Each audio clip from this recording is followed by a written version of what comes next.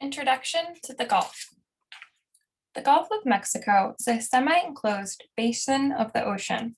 With the Caribbean Sea, it constitutes America's inland sea.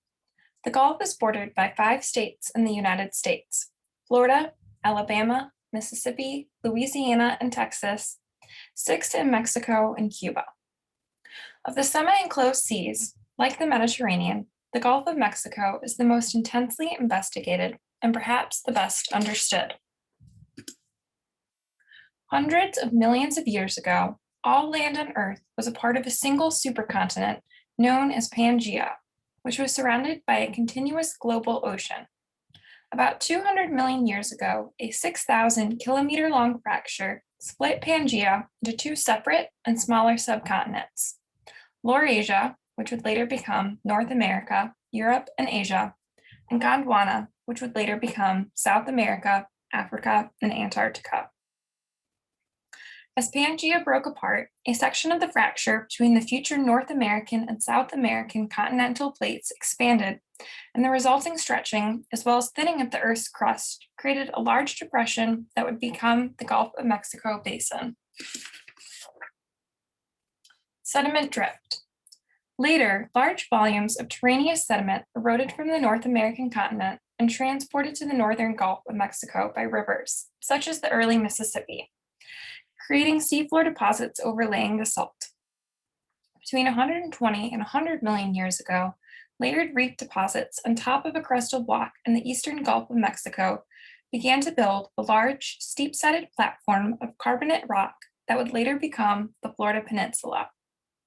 Over the last 60 million years, the Gulf of Mexico basin has continued to subside or deepen, especially along the northern edges under the immense load of accumulated terraneous sediments that are more than 10,000 meters thick in some locations.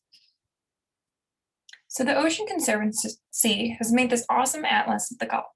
This first figure shows the varying bottom sediments throughout the Gulf. The greens are muds, the yellow is sand, and the orange pinks are gravel, and the purples are rocks.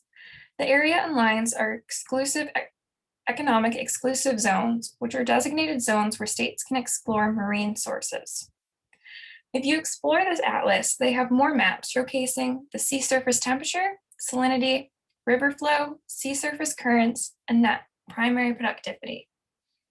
There are also maps showing all the different habitats throughout the Gulf. Let's zoom in to each habitat. Salt marsh and mangrove forest. Salt marshes and mangroves are among the main types of intertidal wetlands in the Gulf of Mexico. Salt marshes are salt-tolerant grasslands that are regularly flooded by seawater. Salt marshes form in flat, transitional areas, usually with the protection of barrier islands, estuaries, or low-energy shorelines. Gulf salt marshes are dominated by smooth cordgrass, salt meadow cordgrass, spikegrass, and black needle rush. These habitats can provide sheltered feeding grounds, nursery grounds, and refuge from predators. Marshes and mangroves also act as filters, treating rainwater and wastewater from such sources as farms, parking lots, and small sewage plants. Salt marshes and mangroves protect the coast by building shoreline, buffering wave energy during storm events, and reducing damage from floods by slowing and storing floodwater. Oyster reefs. Oysters build reefs and create habitats that promote species diversity by providing refuge and foraging habitats for a variety of juvenile and adult finfish and invertebrates, such as crabs, shrimps, and barnacles. The eastern oyster is an indicator species, meaning its status and health reflect the conditions of the large ecosystem in which it occurs. It is also a foundation species that creates stable conditions, defines much of the surrounding community structure, and affects and benefits overall ecosystem functionality. The Gulf is one of the major remaining regions in the world where a fishery of wild native oysters still exists. Seagrasses. Seagrasses occur in shallow, low-energy areas along the coast of the Gulf of Mexico, such as protected bays and lagoons. Seagrasses are types of submerged aquatic vegetation that form large underwater meadows. Similar to terrestrial plants, these plants have leaves, roots, flowers, and seeds. and produce organic compounds and oxygen through photosynthesis. 6 species of seagrass are common in the Gulf: manatee grass, shoal grass, widgeon grass, turtle grass, paddlegrass, and stargrass. Seagrasses provide habitat and food sources for many coastal and marine animals, including waterfowl, fish, and invertebrates, during one or more of their life stages. They are also an important food source for green sea turtles and western Indian manatees. Examples of commercially and recreationally important fish that use seagrass beds as nursery grounds are drums, sea bass, porgies, grunts, and snappers. Major causes of seagrass degradation are nutrient loading, scarring from boat propellers and trawl nets, dredging activities, and coastal development. Barrier islands. Barrier islands are long, narrow offshore deposits of sand or other sediments that generally run parallel to the mainland coast. Barrier islands usually occur in change, consisting of anything from a few islands to more than a dozen. Narrow tidal inlets separate the individual islands and chains. In the Gulf of Mexico, barrier islands occur along the coasts of the US and Mexico and have different formations and movements depending on their location and surrounding natural and anthropogenic influences. Galveston Island is considered a barrier island protecting Houston. These islands reduce the impacts of ocean waves and storm surges to coastal communities and impact important habitats such as lagoons, estuaries, marshes, and inland area. The wetlands protected by the barrier islands support commercially important fish species, as well as migratory birds, sea turtles, and other diverse wildlife and plants. Barrier islands also serve as popular vacation destinations that support local coastal economies. The principal causes of land loss in barrier islands are frequent and intense storms, a relative rise in sea level, subsidence, and a sediment budget deficit. Corals. Corals create unique habitats in both shallow and deep water environments, which are important for fish and invertebrates. Deep water corals in the Gulf include stony corals, black corals, lace corals, and gorgonians, sea pens, and soft corals. The polyps of deep water corals are suspension feeders, capturing organic detritus and plankton from the strong deep sea currents. Only a small percentage of the potentially deep water coral habitat has been explored, and there are significant knowledge gaps regarding their distribution, extent, biology, and ecology. Common shallow water corals in the Gulf include soft corals, sea whips, sea fans, star corals, and boulder-brained corals. Shallow water corals absorb dissolved organic materials from surrounding waters, and most have evolved to form a special symbiotic relationship with zooxanthal, which is a type of tiny marine algae that supplies the corals with needed glucose, glycerol, and amino acids through photosynthesis. And in return, these algae rely on the coral for protection and other compounds needed for photosynthesis. Shallow water corals provide habitats and food for benthic organisms and a variety of commercially important invertebrates and fishes, while also protecting coastlines from erosion and storms. Shallow and deep water corals are still threatened by a variety of human activities and other impacts such as water pollution, overfishing, destructive fishing practices, disease, global climate change, ship groundings, and oil spills. A special place where corals are protected is the Flower Garden Banks National Marine Sanctuary in the Gulf. Pelagic sargassum. Sargassum is a genus of the large brown algae. Pelagic sargassum floats at the surface in island-like masses and can also be found in widely dispersed clumps of long weed lines. Currents, gears, eddies, and winds dictate the circulation of sargassum. The two pelagic species within the Gulf are Sargassum flutans and Sargassum natans. The later natans is the more dominant floating algae in the open Gulf and makes up approximately 90% of the total drifting mass of macroalgae in the Sargasso Sea. Sargassum is an essential fish habitat due to its role as a nursery, shelter from predators, and a food source for various aquatic species. Some economically important or at-risk animals dependent on sargassum include larval and juvenile yellowfish tuna, gray triggerfish, Kemp's Ridley sea turtles, and blue crabs. It is necessary for us to identify and evaluate the existing and potential natural or human impacts on sargassum habitat, such as direct physical loss or alteration, impaired quality or function, cumulative effects from fishing, and non-gear related fishing activities. Invertebrates. All right, it's a vocabulary moment. If you place your hand on your back, you can feel a tough ridge going up and down your back.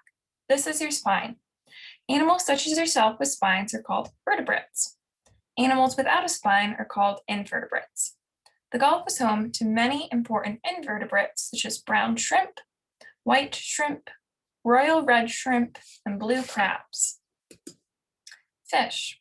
The Gulf is home to many important fish such as whale sharks, bull sharks, Gulf Manhattan, red snappers, red drums, and aquatic bluefin tuna. Birds. The Gulf is home to many important birds such as common loons, northern gannets, brown pelicans, clapper rails, least terns, royal terns, and black skinners. Sea turtles and marine mammals. The Gulf is home to many important sea turtles and marine mammals such as Kemp's Ridley sea turtle, sperm whales, Atlantic bottlenose dolphins, pantropical spotted dolphins, and West Indian manatees. Environmental stressors.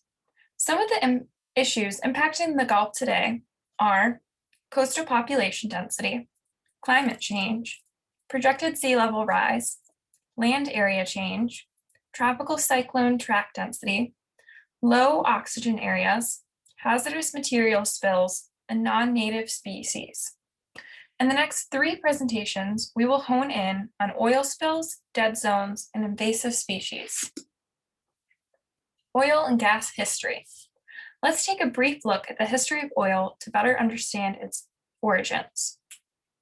Oil and gas had already been used in some capacity, such as in lamps or as material for construction, for thousands of years before the modern era, with the earliest known oil wells being drilled in China in 347 AD. The Gulf of Mexico is a significant producer of oil and gas for the US. The Gulf accounts for more than 1/4 of the total US domestic oil production and 7% of the total US natural gas production. In addition, more than 40% of the total US petroleum refining capacity and 30% of the total US natural gas processing plant capacity are located on the Gulf Coast. As the oil and gas industry moves farther offshore, more unknowns about the interactions between industry and marine environment will be encountered. More research and monitoring are essential to understand these interactions and the cumulative impacts of oil and gas activities on offshore marine environments. Navigation network and port facilities. The Gulf is an important body of water for maritime commerce. As maritime commerce increases, the U.S. will need to accommodate more and larger ships with appropriate infrastructure and regulations and environmental protections. Challenges may arise as the Gulf region works to balance the potential improvements in economic efficiency and competitiveness of maritime commerce with the risks to life, property, and the coastal environment. Real-time oceanographic information is vital to the prevention of maritime accidents and protection of coastal ecosystems. Coastal and maritime spatial planning may help reduce or avoid conflicts among users of the ocean, as well as reduce impacts on the marine environment.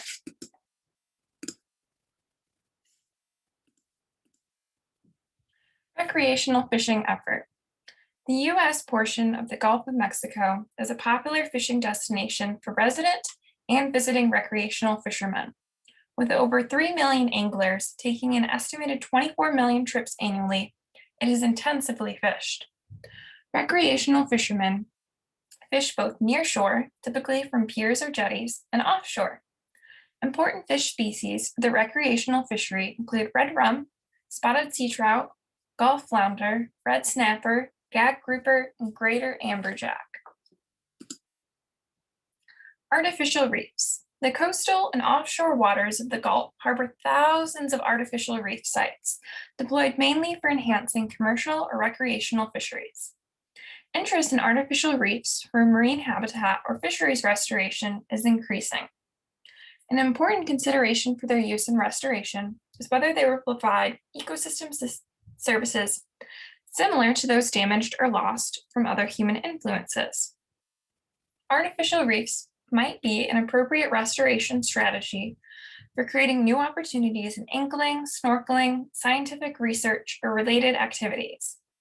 But their substitution for natural marine habitat or contribution to fisheries productivity is unclear.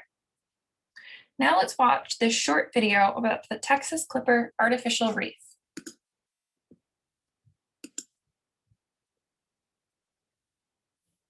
Having received inspections and approvals from the U.S. Maritime Administration and the Environmental Protection Agency, the Clipper was now ready for her final voyage.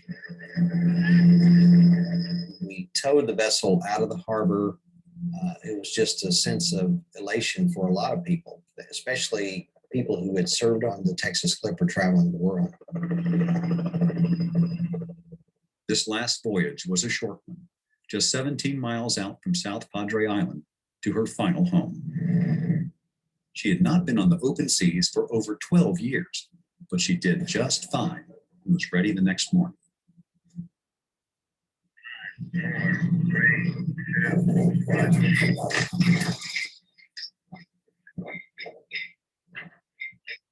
On November 17th, the anchor was dropped at the location of the Clipper's new home. The final few holes were cut for circulation of water and sea life.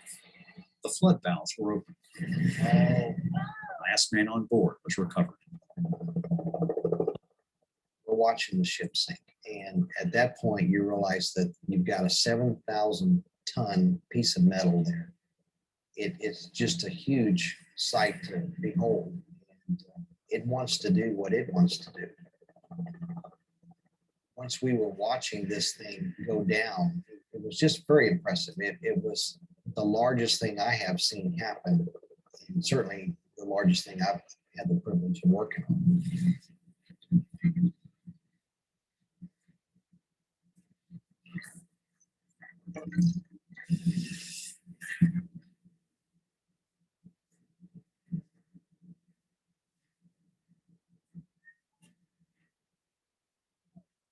After 63 years of floating on the world's oceans, the Texas Clipper is now at her final port of call.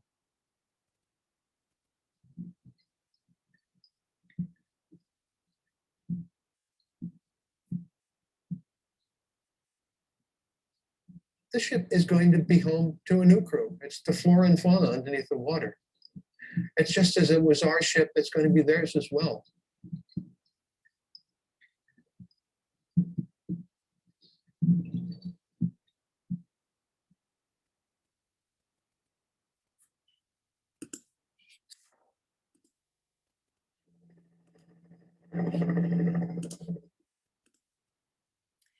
Fish and shellfish hatcheries. Several large hatcheries are in operation across the U.S. Gulf states. These facilities raise fish in captivity before releasing them into coastal waters, mainly for fisheries enhancement. Species produced in the greatest numbers in Gulf hatcheries are spotted sea trout, red drum, and eastern oyster. Efforts are underway to develop hatchery programs for offshore reef species like red snapper. As hatcheries expand in the Gulf region, the implementation of science-based best practices, such as rigorous monitoring, will be important to track performance to ensure that conservation and fisheries goals are met and any negative biological or ecological impacts are detected and addressed. Coastal and marine protected areas. Marine protected areas offer varying degrees of protection for habitats and species in the Gulf. Marine, coastal, and terrestrial conservation areas create important linkages between habitats and may provide a suite of ecosystem services such as enhanced fisheries productivity, biodiversity, and enhanced recovery after an environmental disturbance. An MPA network coordinated among the governments of US, Mexico, and Cuba could enhance international cooperation and conservation and create opportunities to study connectivity and biologically diverse habitats.